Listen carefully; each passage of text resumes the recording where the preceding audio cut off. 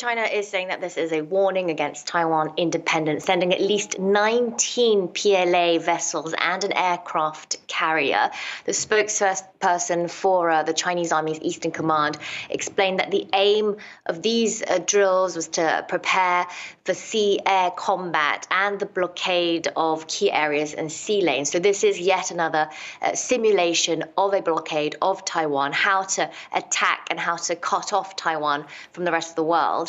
In addition to this ground operation, there's also a propaganda operation that is taking place here in China. It is increasingly common for the PLA to publish videos alongside and at the same time as their military drills. And this time, there was one that was particularly dark. Taiwanese President Lai Ching-te was depicted as an insect in a cartoon, and they described him as a parasite poisoning the island of Taiwan. Now, as you were saying, these exercises are rather common. In February, the Chinese even fired live ammunition during the drills. In October, they sent 125 fighter planes.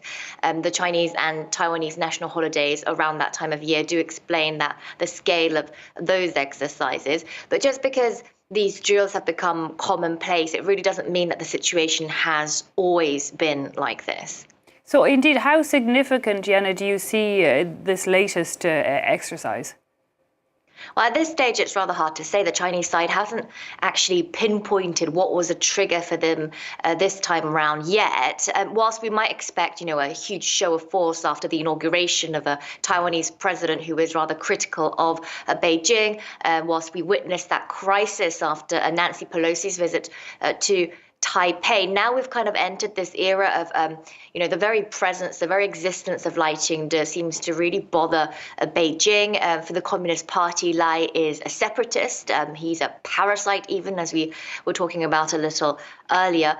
Lai, of course, I remind you, was democratically elected by the Taiwanese people, but Beijing doesn't support any of this. Taiwan is for them a breakaway province. On Taipei's side, on Tuesday, the Defense Ministry accused China of, quote, undermining international order and regional stability and becoming the biggest troublemaker in the eyes of the international community. And we mustn't forget the international context we're in as well. We're waiting to see Washington's response, for example, to China's latest actions. Because even if China talks about this becoming, this is routine training, we do this all the time, if we do put things in a wider, longer historical context, these drills aren't routine. It's really become very common under President Xi Jinping, because for the Chinese president, the takeover of Taiwan has become a key issue, and we really see the pressure that they're slowly mounting on Taipei.